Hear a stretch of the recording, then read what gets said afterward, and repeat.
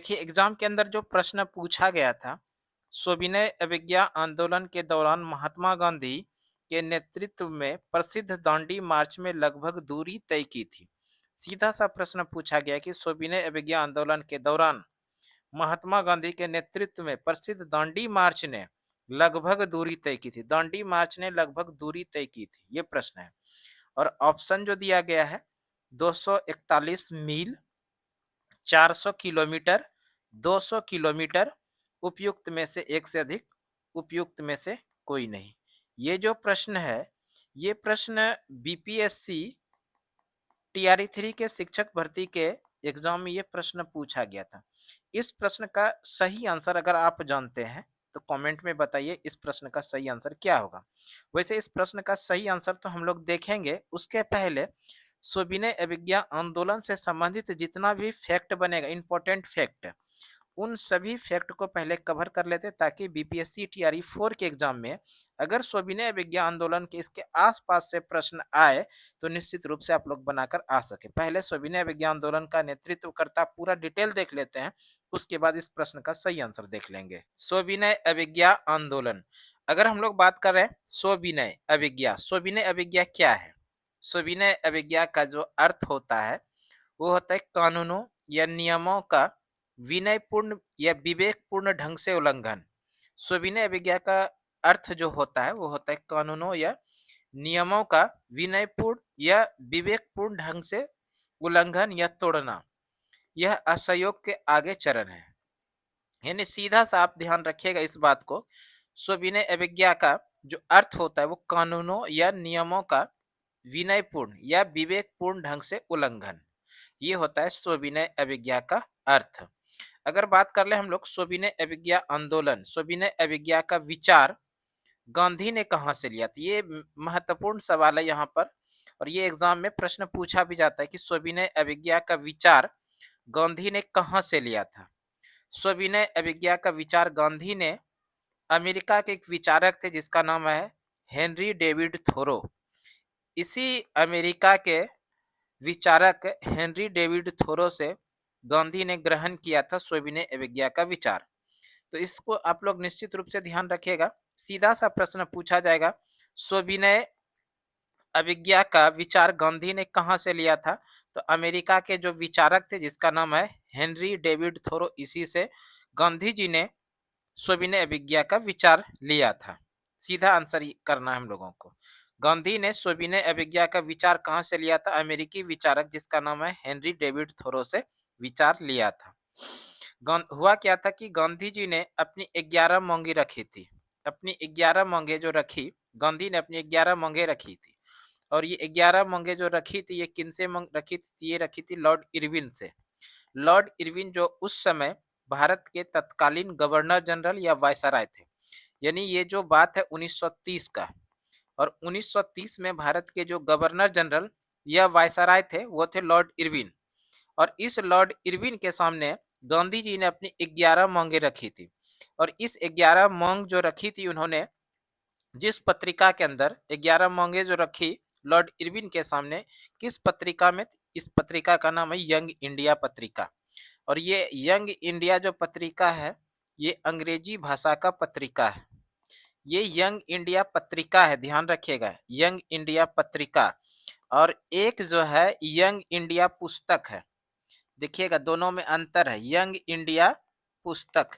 और ये young India पुस्तक की बात किया जाएगा, यंग इंडिया पुस्तक, तो इसके जो लेखक हैं वो है लाला लाजपत राय।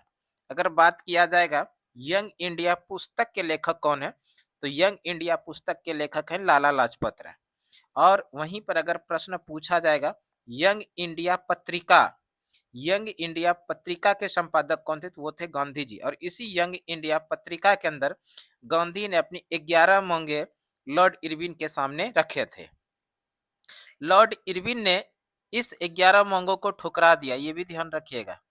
लॉर्ड इरविन ने ये जो गांधी जी के द्वारा 11 मांगे रखी गई थी यंग इंडिया पत्रिका के अंदर, उसको ठुकरा दिया। एक सवाल और आएगा कि यंग इंडिया पत्रिका के अंदर गांधी ने अपनी 11 मांगे लॉर्ड इरविन के सामने किस वर्ष यानी कब रखा था? तब सीधा आंसर करेंगे जनवरी 1930 में। जनवरी 1930 में गांधी जी ने 11 मांगे यंग इंडिया प्रसिद्ध पत्रिका के अंदर उन्होंने लॉर्ड इरविन के सामने रखा था, और लॉर्ड इरविन ने इस 11 मांग को जो रखा था गांधी ने उसको ठुकरा दिया। जैसे ठुकरा दिया तब गांधी ने परिणाम में कहा, गांधी ने कहा मैंने रोटी मांगी थी, हमें पत्थर मिला, इंतजार की समय समाप्त हुई। यहाँ पर यह भी प्रश्न बनता है, ये कथन किसका है? मैंने रोटी मांगी थी, हमें पत्थर मिला, इंतजार की समय समाप्त हुई। ये कथन है गांधी जी का। गांधी जी ने ये कथन कब बोला था? ये वाक्य कब बोला था? तो ये बोला था जब 1930 में गांधी जी ने लॉर्ड इरविन के सामने, लॉर्ड इरविन के पास 11 मांगे रखी थी, और ये 11 मांगे जिस पत्रिका के अंदर इन्होंने रखी थी उस पत्रिका का नाम है यंग इंडिया, जो अंग्रेजी भाषा का पत्रिका है। इसी 11 मांग को लॉर्ड इरविन ने ठुकरा दिया। तब गांधी जी ने कहा था मैंने रोटी मांगी थी, हमें पत्थर मिला, इंतजार का समय समाप्त हुआ। ये सीधा सा सवाल है, यहाँ पर इसको ध्यान रखिएगा। और उसके बाद जो है गांधी ने इस मांगों के मुख्य रूप से नमक का मुद्दा उठाया। 11 मांग रखा गया था गांधी जी के द्वारा। इस 11 मांगों में मुख्य मुद्दा जो था वो था नमक का मुद्दा। जो नमक पर टैक्स उस समय बढ़ाया गया था, इस नमक का जो मुद्दा था मुख्य रूप से इसके अंदर रखा गया था। नमक का मुद्दा क्यों रखा गया था मुख्य मांग के रूप में? क्योंकि गैर सांप्रदायिक मुद्दा था यह एक तरह से, और इस समय सरकार ने नमक के उत्पादन में सरकार का एकाधिकार था, और इस एकाधिकार के साथ साथ उन्होंने 1000 टैक्स लगा दिया था नमक के व्यापार पर, नमक उत्पादन पर। नमक के उत्पादन में सरकार का एकाधिकार था, इस कारण से उन्होंने 1000 टैक्स लगा दिया था, और इसीलिए गांधी ने मुख्य मांग में से सबसे बड़ा मांग जो था ये नमक का मुद्दा, इसको शामिल किया गया था। नमक पर सरकार द्वारा 1000 टैक्स लगाया गया था। अभी हम लोग देखे थे 1000 टैक्स लगा दिया था सरकार ने इस नमक के उत्पादन पे। इसके विरोध में जब 11 मांगे को नहीं अपनाया गया सरकार के द्वारा, यानी लॉर्ड इरविन के द्वारा, तो उसके विरोध में गांधी ने एक आंदोलन करता है, एक यात्रा की शुरुआत करता है। इस यात्रा का नाम है दांडी यात्रा या दांडी मार्च। दांडी मार्च यानी दांडी यात्रा, इसको ध्यान रखिएगा, दांडी यात्रा या दांडी मार्च। इसकी शुरुआत गांधी जी ने नमक कानून को तोड़ने के लिए किया था। ये डेट है 12 जनवरी 1930 का।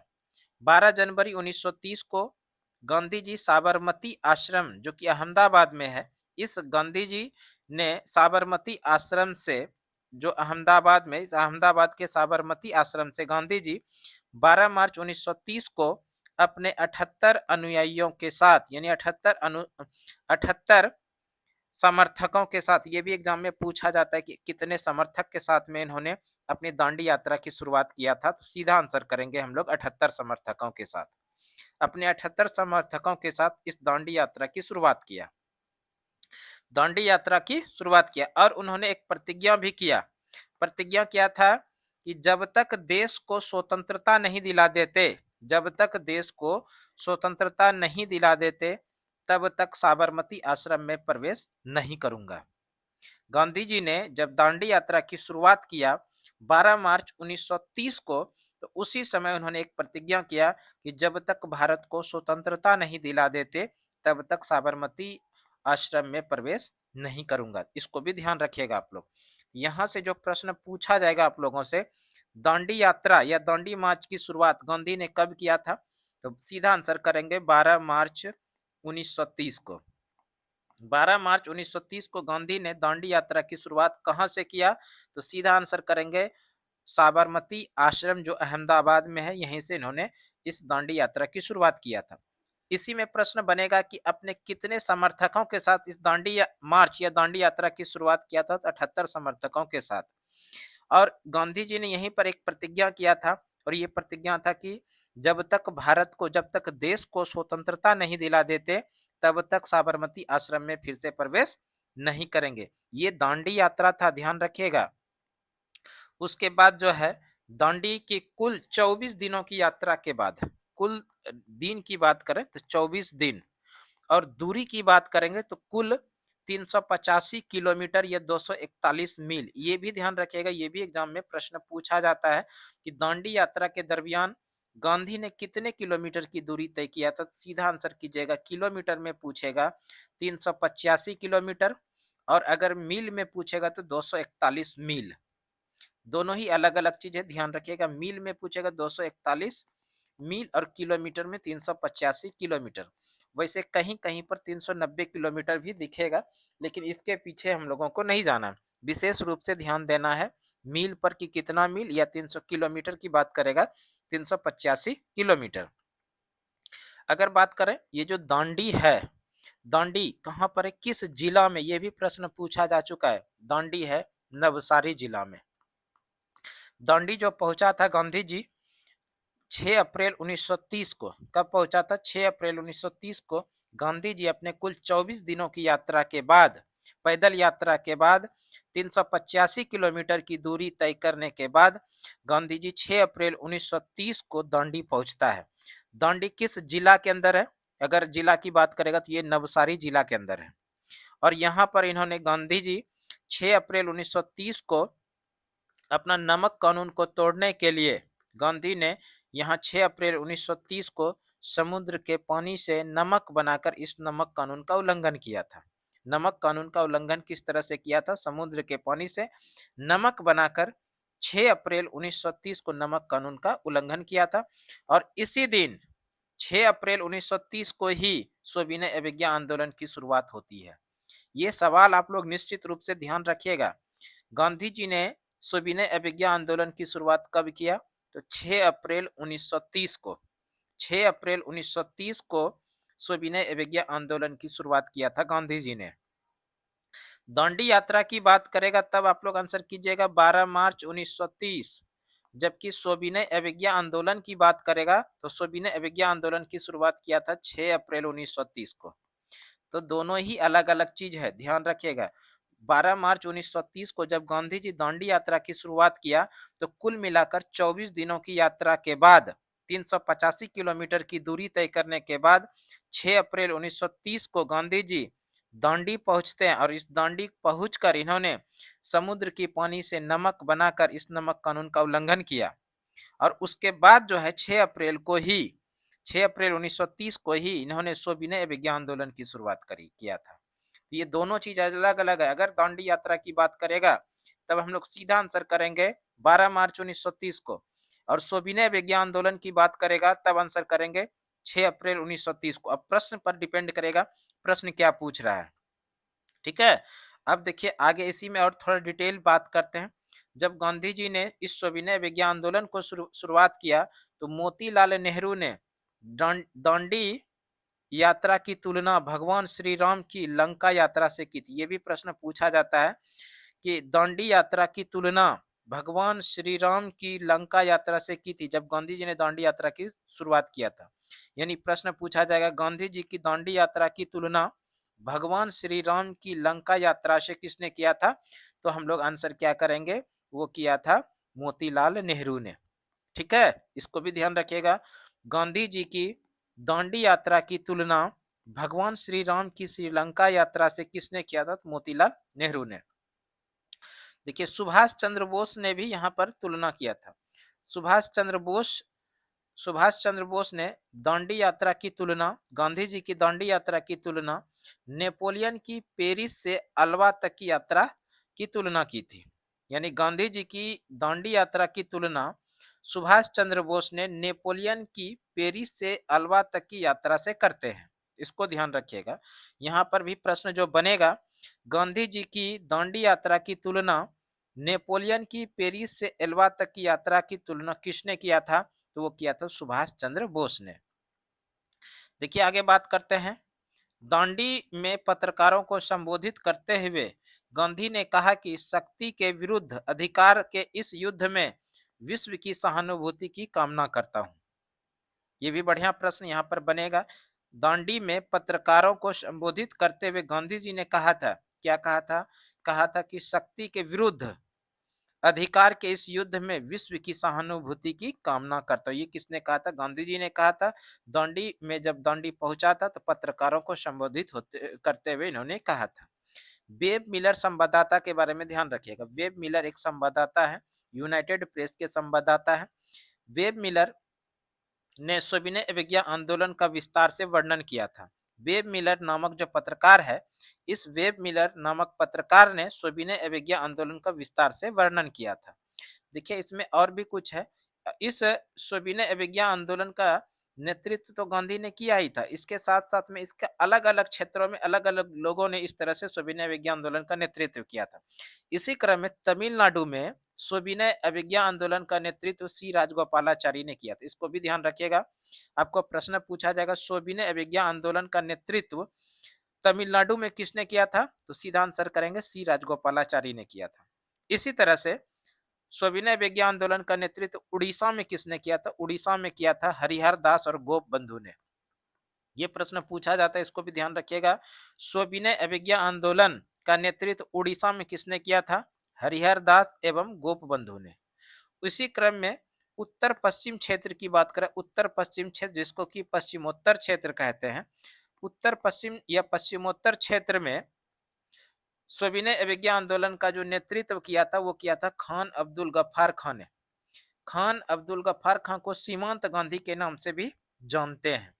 खान अब्दुल गफ्फार खान को सीमांत गांधी के नाम से जानते हैं। और इस खान अब्दुल गफ्फार खान ने सविनय अवज्ञा आंदोलन का नेतृत्व उत्तर पश्चिमी क्षेत्र या पश्चिमोत्तर क्षेत्र से इन्होंने किया था। इसी खान अब्दुल गफ्फार ने खुदाई खिदमतगार संगठन बनाया जिसको लाल कुर्ती के नाम से भी जाना जाता है। देखिए इसी में थोड़ा सा और हम लोग बात कर लेते हैं। सविनय अवज्ञा आंदोलन के दौरान सविनय अवज्ञा के विभिन्न कार्यों में भाग लेने के कारण लगभग 90,000 लोगों को गिरफ्तार कर जेल में बंद कर दिया गया था। ये भी बढ़िया प्रश्न है और एग्जाम के अंदर पूछा जाता है और पूछा भी गया है कई बार। ठीक है, बीपीएससी के एग्जाम में भी ये प्रश्न आ चुका है, तो उसका भी हम लोग देख रहे हैं। सविनय अवज्ञा आंदोलन के दौरान सविनय अवज्ञा आंदोलन के दौरान सविनय अवज्ञा के विभिन्न कार्यों में भाग लेने के कारण लगभग 90,000 लोगों को गिरफ्तार कर जेल में बंद कर दिया गया था। तो यहाँ से प्रश्न आता है इस तरह से कि सविनय अवज्ञा आंदोलन के दरमियान लगभग कितने लोगों की गिरफ्तारी हुई थी? तो सीधा आंसर करेंगे कितने लोगों की? लगभग 90,000 लोगों की गिरफ्तारी हुई थी। देखिए आगे बात करें, गढ़वाल रेजिमेंट के सैनिक चंद्र सिंह गढ़वाली ने पश्चिमोत्तर क्षेत्र पर गोली चलाने से मना कर दिया था। ये पेशावरी, ये ज्यादा कोई विशेष नहीं है। अब देखिए थोड़ा बात करते हैं, इस सविनय अवज्ञा आंदोलन का नेतृत्व कश्मीर में किसने किया था? सविनय अवज्ञा आंदोलन का नेतृत्व कश्मीर में जो नेतृत्व किया था वो शेख अब्दुल्ला ने किया था। इसको भी ध्यान रखिएगा, प्रश्न आपको इस तरह से पूछा जाएगा, सविनय अवज्ञा आंदोलन का नेतृत्व कश्मीर में किसने किया? सीधा आंसर करेंगे शेख अब्दुल्ला ने। इसी तरह से छतरपुर जो मध्य प्रदेश में है, इस छतरपुर मध्य प्रदेश में सविनय अवज्ञा आंदोलन का नेतृत्व किया था डाकू मंगल सिंह ने। छोटा नागपुर में सविनय अवज्ञा आंदोलन का नेतृत्व किसने किया था? यहाँ पर नेतृत्व किया था बोंगा मांझी और सोमरा मांझी। ये भी एग्जाम में प्रश्न पूछा जा चुका है, ध्यान रखिएगा। सविनय अवज्ञा आंदोलन में छोटा नागपुर में सविनय अवज्ञा आंदोलन का नेतृत्व किसने किया था? तो बोंगा मांझी और सोमरा मांझी ने किया था। ये जो उत्तर पूर्वी क्षेत्र है जिसको मणिपुर वाला क्षेत्र कहा जाता है, उत्तर पूर्व क्षेत्र जो है, यहाँ से सविनय अवज्ञा आंदोलन का नेतृत्व किया था जिसका कि एक आदिवासी नेता है जिसका नाम है यदुनाग नागा। इस यदुनाग नागा ने उत्तर पूर्व क्षेत्र जो मणिपुर वाला क्षेत्र, यहाँ से सविनय अवज्ञा आंदोलन का नेतृत्व किया था। उसके बाद जो है इसी क्रम में यदुनाग नागा की मृत्यु हो गया। उसके बाद इसका नेतृत्व जो किया था वो गेडनिलियू ने किया था। गेडिनेलियू नागा रानी के नाम से भी इसको जाना जाता है। और इस उत्तर पूर्वी क्षेत्र में जो मणिपुर में है इसको स्थानीय भाषा में कहा जाता है जिया तरंग आंदोलन। ये भी प्रश्न इसको ध्यान रखिएगा, सविनय अवज्ञा आंदोलन का उत्तर पूर्वी क्षेत्रों में किस नाम से जाना जाता था? तो जिया तरंग आंदोलन के नाम से जाना जाता था। या ऐसा भी प्रश्न पूछा जाता है, जिया तरंग आंदोलन किस क्षेत्र में प्रसिद्ध हुआ था? तो जियातरंग आंदोलन जो प्रसिद्ध हुआ था ये उत्तर पूर्वी क्षेत्र, जो मणिपुर वाला क्षेत्र यहीं पर, यहाँ पर जो सविनय अवज्ञा आंदोलन का नेतृत्व शुरुआत में किया था यदु नाग नागा ने, जो कि आदिवासी एक नेता थे।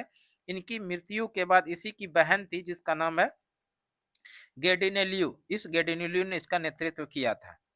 और ये जो सविनय अवज्ञा आंदोलन था इसको क्षेत्रीय भाषा में उत्तर पूर्व क्षेत्र में जो जाना गया था वो जिया तरंग आंदोलन के नाम से जाना गया था। ठीक है, इसको भी ध्यान रखिएगा। आगे देखिए, इसी में उत्तर प्रदेश में अवध क्षेत्र में इस आंदोलन का नेतृत्व, उत्तर प्रदेश के अवध क्षेत्र में सविनय अवज्ञा आंदोलन का जो नेतृत्व किया था वो किया था कालका प्रसाद और अंजनी कुमार, इस दोनों का नाम ध्यान रखिएगा। यहाँ से भी प्रश्न पूछा जाता है, सविनय अवज्ञा आंदोलन में उत्तर प्रदेश के अवध क्षेत्र में आंदोलन का नेतृत्व किसने किया था? वो किया था कालका प्रसाद और अंजनी कुमार ने। आगे बात करते हैं, 5 मई 1930 को गांधी जी की गिरफ्तारी हो जाती है। 5 मई 1930 को गांधी जी की गिरफ्तारी हो जाती है और गांधी जी को यरवदा जेल में रखा गया था। गिरफ्तारी के बाद गांधी जी को कहाँ रखा गया? यरवदा जेल, जो कि पुणे में स्थित है, यहाँ पर इनको रखा गया। यरवदा जेल को गांधी ने मंदिर कहा, इसको भी ध्यान रखिएगा। ये भी प्रश्न पूछा जाता है, गांधी जी ने किसे मंदिर का उपाधि दिया था, किस जेल को मंदिर का उपाधि दिया था? तो ये यरवदा जेल को। इसके बाद जो है, जब गांधी जी की गिरफ्तारी हो जाती है तो सविनय अवज्ञा आंदोलन का नेतृत्व जो संभालता है वो अब्बास तैयब जी ने संभाला था। यहाँ से भी प्रश्न बनता है कि सविनय अवज्ञा आंदोलन की में गांधी जी की गिरफ्तारी के बाद इसका नेतृत्व किसने संभाला था? तो अब्बास तैयब जी ने। ये निश्चित रूप से आप लोग ध्यान रखिएगा। जब गांधी जी की गिरफ्तारी हो जाता है सविनय अवज्ञा आंदोलन के दरमियान 5 मई 1930 को, तब गांधी की गिरफ्तारी के बाद इस सविनय अवज्ञा आंदोलन का नेतृत्व किसने संभाला था? अब्बास तैयब जी। और अब्बास तैयब जी के बाद सविनय अवज्ञा आंदोलन का नेतृत्व सरोजनी नायडू ने संभाला था, इसको भी ध्यान रखिएगा। सरोजनी नायडू ने अब्बास तैयब जी के बाद जो है सविनय अवज्ञा आंदोलन का नेतृत्व किसने संभाला था? सरोजनी नायडू। और ये जो सविनय अवज्ञा आंदोलन चल रहा था, इस सविनय अवज्ञा आंदोलन का पहला जो प्रतिक्रिया आया ये धरासना से आया था। धरासना में महाराष्ट्र में है, इसी धरासना से पहला प्रतिक्रिया आया था और इसमें जो है 21 मई 1930 को पहला प्रतिक्रिया आया था। इस सत्याग्रह में गांधी का एक पुत्र मनीलाल भी शामिल था। यहाँ से प्रश्न पूछा जाता है, गांधी सविनय अवज्ञा आंदोलन में पहला प्रतिक्रिया कहाँ से आया था? तो ये धरासना से। और ये धरासना कहाँ पर है? तो महाराष्ट्र में है। और धरासना में पहला प्रतिक्रिया 21 मई 1930 को आया था और इस सत्याग्रह में गांधी का एक पुत्र जिसका नाम है मनीलाल भी शामिल था। इसको भी ध्यान रखिएगा, सविनय अवज्ञा आंदोलन में मनीलाल भी शामिल हुआ था। आगे है, यूनाइटेड प्रेस के संवाददाता बेब मिलर ने इसका विस्तार से वर्णन किया था, ये हम लोग पहले भी पढ़े थे। इस आंदोलन यानी सविनय अवज्ञा आंदोलन का जो मुख्य विशेषता है वो क्या है? सविनय अवज्ञा आंदोलन का मुख्य विशेषता जो है, इस आंदोलन में बड़े पैमाने पर महिलाओं की भागीदारी दिखाई देता है।